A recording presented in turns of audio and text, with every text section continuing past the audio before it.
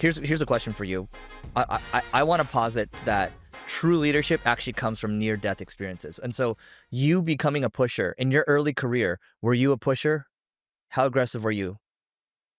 I was actually pretty aggressive from day one. Really? Yeah. Okay. I got more aggressive and less, I don't know if empathetic is the right word, or No, more you definitely don't political. have. I don't have empathy. I don't think you have Yeah. empathy. On the No, personality no, test, we both have no, low no. empathy. What I meant by that is like earlier on, I would push, but I would try to also be empathetic at the same time Yeah. and try to understand why they wouldn't move as fast and like try to help them out and But be you okay couldn't. with it. You couldn't understand. I couldn't ever understand. Yeah. It's just not my personality. I wish I could understand. I just can't. But I don't think I did push a lot. I did not push as hard as I do now. And what I mean by that is before, when I pushed, I would care what people thought about me. So I would be careful on how I phrased it or found the right time to push, Mm-hmm.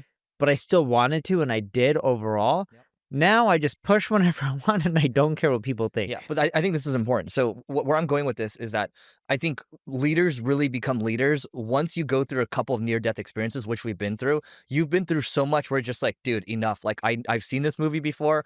I know exactly what I want, and I'm gonna ask for what I want, and I'm not gonna wait. I don't care what you think. And as much, I think humans still care a little bit all the time, right? But I think you have to go through a couple of near-death experiences to really evolve your leadership style into what it needs to be. You're spot on, because earlier on, when I was more sympathetic and I was trying to figure out how to push in a polite way, which doesn't really work out, in Nope. my opinion, a lot of those companies had near-death experiences, and some of them actually did die. And in today's world, the reason I push harder and I don't care is because I know the consequences from not pushing. Yep. And not pushing when you should push, Yep. instead of just be like, oh, let me wait a week or a month, maybe they'll figure it out, Yep. and then I'll push then. No, it doesn't work. You just lose a lot of time and money, and it just crushes the business. And this is fascinating because I've always known you to be a pusher, but you've seen me evolve over the years. Yes. And yeah, the near-death experiences, like they shape you. Yeah. Eric, can I share how you were before? Yeah. So Eric used to have this philosophy. It was really admirable. I couldn't mean, do it. Noah's here. He can even validate this Yeah. because it was in Eric office. used to have this philosophy when I started working with him, and even over, I would say over the last 5+ years ago, you had this philosophy where he would want his team to try to figure it out, and he wouldn't have the attitude of they should just figure it out on their own. He would actually try to help them. Books, knowledge, videos, Coaching, conferences, coaching, like you're paying saying. for their coaching. So he would try to help them improve. And I remember you quoting me an IBM quote one time. It was something on like someone made a big mistake at IBM that cost like $100 million. And the CEO said, why would I fire him? We just went through some training Yeah, or you're like, learning. screw that, fire them. Yeah. But, and I'm not saying I'm right. I've never Yeah. created a company the size of IBM. Yeah. But Eric, would quote that to me, and he mentioned on how his team was learning a lot and they're improving. And it is actually true. Your team did improve over time and learn. I had a very different philosophy than Eric. And my philosophy, I would say, has been very similar from day one of being an entrepreneur. And I'm not saying my way is the only way that works, because I know entrepreneurs who tell their teams don't work all the time, don't work on weekends, have a work-life balance. And some of these companies are much larger than mine. Many of them are. And my philosophy has always been, screw it.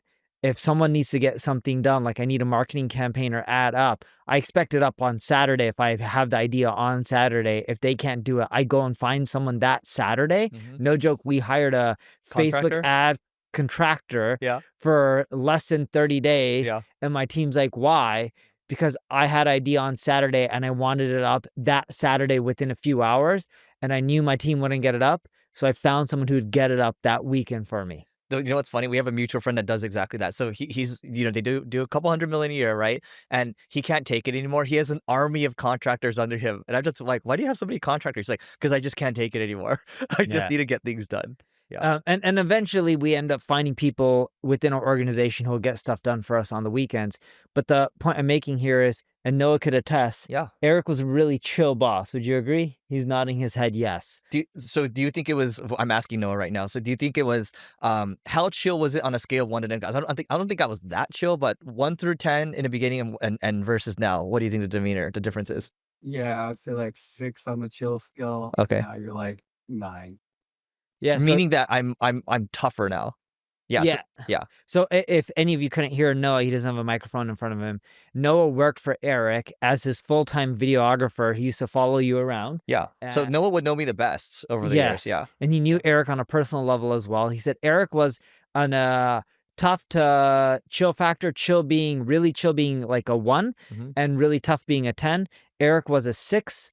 And now he's saying that Eric is a 9. I would agree with that. If you're in B2B, here's the deal. LinkedIn account-based marketing sucks, but it doesn't have to. With Carrot, it allows you to create personalized ads towards your customers and also personalized landing pages that align with the ads, so you're gonna have higher conversions, and influence pipeline reporting to prove that your ABM works. So if you wanna learn more, just go to carrot.ai and you can join the waitlist. Again, it's carrot, KARROT.ai, and we'll see you on the other side. And I think you've always been a 9+ since knowing you over these 14, 15 years. Yes. Yeah. I think I've gone chill, but more chill on the personal side. Yeah.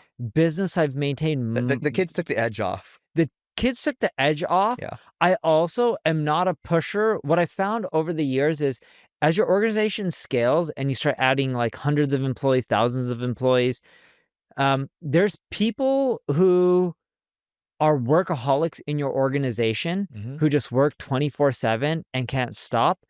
Those people actually push to have some sort of a balance. And I know they can't, but I try to push them to have something like, it's Sunday, your kid wants to go to a park, you should probably take them to the park. Because they're so good and you want to keep them, and I do watch these people. I'm just like, dude, you really need to take a break right now. It's okay, the work's always going to be there, but that's only few and far between. Few and far between, but most of my leadership is like that, so I have to push them to take breaks. What I found is if they keep working too much like that, it creates issues with their spouse and their family, which then creates a whirlwind of issues and creates issues at work. So I try to solve it before that happens. Like, dude, before this call, remember I told you someone called me and said, should I get a divorce? Oh, that was someone on your team. Someone who's close. I'm not going to go full in details there. But I already know if they don't figure this out, they're going to have work problems and personal problems, and they're just going to be screwed up. And I asked them on the phone, the first thing, and I can't give someone advice if they should get a divorce or not. That's not my place in life. But I asked them, and this person's a male. I said, do you love your kids? They're like, yes, I love my kids. I'm like, do you love your wife? And they're like, I don't know. I'm like, what do you mean by that? Do you not enjoy the time with your wife? I love the time with my wife. She's like my best friend. I was like, okay. Do you still get intimate? Yes. You know, we enjoy that part without going into details. Okay. So then I was like, what's the issue? Oh, we both complain about small stuff. All right. And then I was trying to figure out what the issues were with the small stuff. It's related to food being prepared. Sometimes they don't have enough time for each other because of the kids and getting them ready. They don't work in an office. The kids are home more. They take care of other people within their family, like helping them out, so their time is stretched. And he doesn't have enough time because he's working all the time. I was like, and his wife doesn't want them to have a cook or a nanny or any of that all the time. And I was like, I'm going to tell you to do something. And he's like, what? I was like, go get a nanny for the weekends, because weekdays are pretty covered, and night times.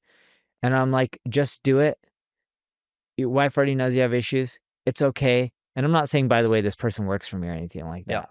And I was like, you should just go and hire this person. Your wife will forgive you. Tell her how you want to spend more time with her. Go to lunches. And she's like, yeah, dude, when we do vacations and we have help, like we all have an amazing time. I'm like, and the examples he gave me without going into detail, it's caused by not having enough help and being stretched thin. I'm like, why don't you just do more of what works? Yes. So I was like, before you decide to do anything and tarnish your life, because divorce is going to be hard on everyone. I was like, why don't you go and you just hire a person to help out? And he's like, you know what? I'm going to try that out, because the days we have help or the hours we have help, it's great for both my wife and I. Yeah. And I was like, all right, you do really well financially. Money's not it. She's like, no, I have a lot of cash in my bank account, home, everything's nice. I'm Yeah. like, all right, try this out. But that's the problem. If you have people in your organization who are workaholics, which is fine, if they don't create a balance, it screws up everything in their life, including work. So you got to solve that problem beforehand. Remember also, before we move on to the next topic, you picked the next one, but we also talked about the concept of burnout. Vacations don't necessarily solve burnout. No. Burnout comes from not making progress or not feeling like you have momentum. And I can actually see that with my org, right? Versus like you look at 5+ years ago when everything was crumbling, right? It's not a matter of going on vacations. It's a matter of like, hey, are we winning or not? And are we having little milestones as we're winning? People just want to feel like they're winning. That's true. But the problem is, and this isn't a problem for you because you're single, or I think you're single.